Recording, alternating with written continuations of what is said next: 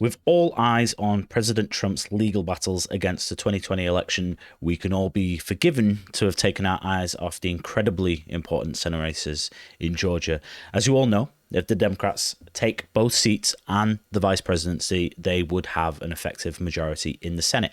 All of the threats coming from Democrats in the election campaign could become a reality. A radical restructuring of the Supreme Court by stacking it with extra justices until it leans left. A great reset of the great American economy in an attempt to mold it into a socialist utopia. These are just some of the potential realities should the GOP falter in these races. We've got some interesting new polling data to present from Trafalgar and Emerson, of course. And as everyone knows by now, the polls can't exactly be trusted. But nonetheless, Trafalgar in particular have got it right enough of the time for us to have some respect for their data. And we'll take a look at that very shortly. But before we do, just as always, please, if you do enjoy the content, please consider giving us a like, subscribe, and a comment down below. And check out website Freedom First Press. It's a new conservative news website, and we publish a lot of our videos and stuff on there, and they've sort of given us some support, and we want to give them some support as well. So check them out because they've got some, real good group of guys and gals, and they've got a few good podcasts, Red Pill and Chillin' on the level. You should definitely check it out.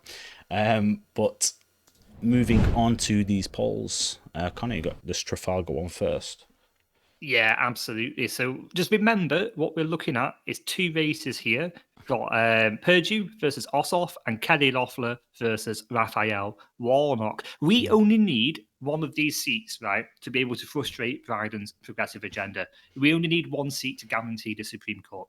Okay, ideally we take both of them, but it's not entirely necessary. So we have here Trafalgar Group, first of all, as you said, Ryan. Now, remember, Trafalgar were the most accurate pollster in the election. They're the only ones who predicted things to be as close as they were.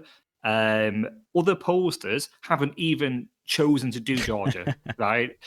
Just to emphasize how badly they messed up. Where are these, big pollsters that are predicting blue Texas? They're gone, okay? So what these guys are saying, the most accurate pollster of the 2020 election, they're saying, well, first of all, look at race one there. David for Perdue taking a stonking lead over John Ossoff.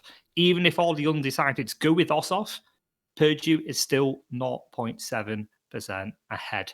That's brilliant for us, okay? That puts us in a really strong position. You're going to have a happy Christmas, folks. But I'm going to make it even happier because look at race number 2 here. This is the one that really restores my faith in humanity and America. Kelly Loeffler, great candidate. Don't you think, Gaia? Isn't she amazing? Absolutely smashing Raphael Warnock. Raphael Warnock, he's the high priest of wokeism. He's called for white people to repent. And look at this here. He has been rejected out of hand. Kelly Loeffler with an almost 7% lead. Put that to bed. Put your house on that one because Raphael Warnock is not going to the Senate. And if Raphael Warnock is not going to the Senate, the Supreme Court's safe. I'm very, very happy with this polling, aren't you, Ryan? Yeah, certainly. The Trafalgar actually had, I think they did a poll a few weeks back, shortly after the early voting started, and it was showing kind of a bit of a dead heat race. What's interesting is the age participation from likely voters shows obviously huge levels of turnout for people over 45 and under 45. Pretty low, which shows there seems to be kind of that default scenario again of a bit of voter apathy with younger voters. Obviously, they turned up somewhat for the general election, but again, don't seem particularly interested, if this is correct, in the Senate races. And then obviously the demographics largely are similar to the actual state itself. So, yeah, like you say, with Kelly Loeffler, we shouldn't be surprised, but then also, again, we kind of are surprised in some ways because you have seen a lot of these radical left people do well, but usually in stronghold demographic places. I think Warnock has, in many ways, made himself unelectable with far too many people to win this. That's my instinct, because Kelly Loeffler should, under normal circumstances, be there for the taking, since she hasn't actually won an election before, right? And she was, put in place in that Senate place because of the previous candidate leaving. So she should be there for the taking under normal circumstance. But the Democrats have obviously, as you quite correctly called him, the high priest of wokeism, decided to run him as their candidate. And he's just got far too many sound bites that, like you said, asking white people to repent for voting for Donald Trump, to name one, basically make him unelectable with far too many people. So I'm a bit surprised that they're showing it this far ahead, considering it was much closer earlier. But then also at the same time, it does restore your faith, doesn't it, in the electorate in Georgia at least. Yeah, and doesn't it reveal democratic arrogance for what it is? Because what they're doing here is they're putting up people like Warnock, okay, and so as you said there, right, Kelly Loeffler, she's an unknown candidate. She's probably there for the taking, but the Democrats in their arrogance have thought, okay, we can have another member of the squad here, can't we? We can have a progressive candidate. We can have someone who's going to challenge the patriarchy. But what's happened is that shit doesn't fly in Georgia, and what's happening in Georgia is they're rejecting it out of hand. Now, Perdue is a bit different. He's not, as vocally progressive as Warnock is. Okay, I mean Ossoff, who the hell is? Yeah. So that's a bit different there.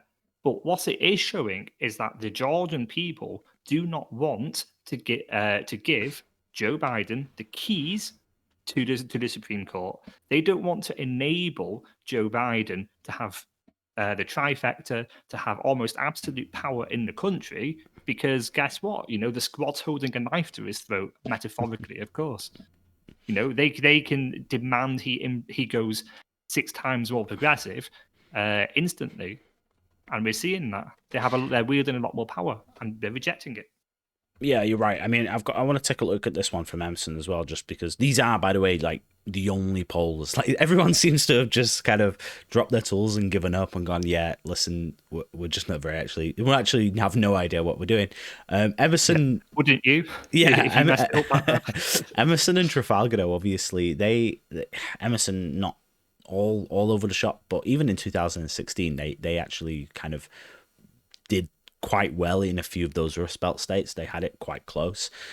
So they're not completely insane, and they do seem to have their finger on the pulse of sort of public sentiment a little bit. And they have kind of a similar picture, showing Perdue ahead by 3 and Loeffler ahead by 3. And what's interesting as well, actually, is when you look at the way that it's broken down with this information, they're showing that Loeffler and Perdue win in suburban areas, which supposedly, Trump lost the suburban areas in Georgia to Joe Biden. So I don't know. It seems anyway, if they do have that level of support in the suburban areas, and then obviously that they're absolutely smashing it in the rural areas, there's probably not enough urban support for the Democrat candidates. And the other one as well, just I noticed as well, typically women seem to vote more Democrat than men do. But actually, in the case of Loeffler, she's apparently winning against Warnock with females. Presumably, that's because people vote for people based upon, the makeup of their genitalia, which is obviously a little bit disheartening. But I suppose if they vote for Loeffler, then we can't complain too much in that regard. Be something else, remember.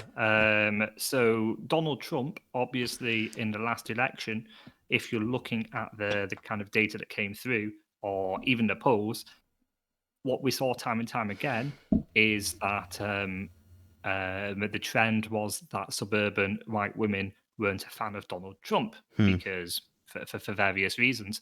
I think there's many suburban white women out there who are desperate to vote Republican. They don't like Joe Biden. Who the hell does?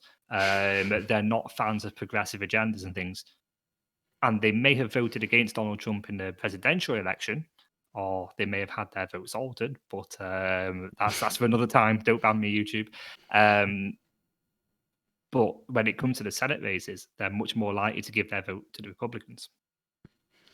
Yeah, well, if it does turn out, if we do come to when the election results happen, and we have confidence and faith in those election results, and it shows that basically suburban women are voting for Loeffler, you have to remember Loeffler is kind of in a mold of Trump. She's got a kind of good relationship with Trump, and Trump's been really supportive of her. So if she actually comes out doing very well in this election, I think that's an indicator that, people still have a lot of support and faith and love for Trump, as we know anyway, right? But if it happens in an election, especially directly after, I mean, a lot of Democrats will be hoping that Loeffler absolutely tanks in this because they see her as an extension of Trumpism and of Donald Trump.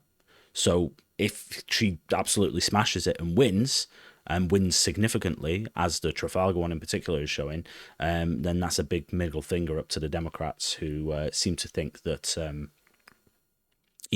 they're doing well and have kind of like won over a lot of these voters that they lost. Well, I don't think that they have. I don't really think that's the case.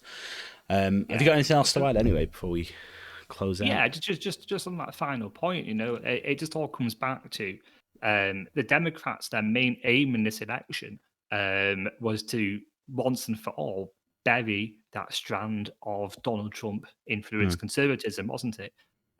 For them, anything less than that would be a defeat because it would prove that Donald Trump had revolutionized society. Now, as you're saying, if Kelly Loeffler does take that seat, then it's clear as simple.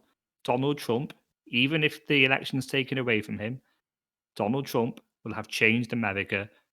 And whilst the man himself might not be in politics, may or may not be in politics, his spirit and his ideas do live on. God, I sounded almost religious there. Yeah, it did. It sounds like a eulogy, actually, of sorts. But yeah, on that note, then I guess it's fitting to end the video. And as always, guys, yeah, if you did enjoy the content, please do consider giving us a sub.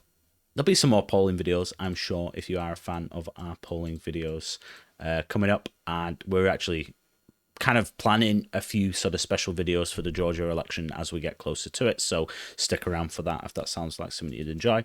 And as always, thanks for watching. Merry Christmas. And Merry Christmas, yes.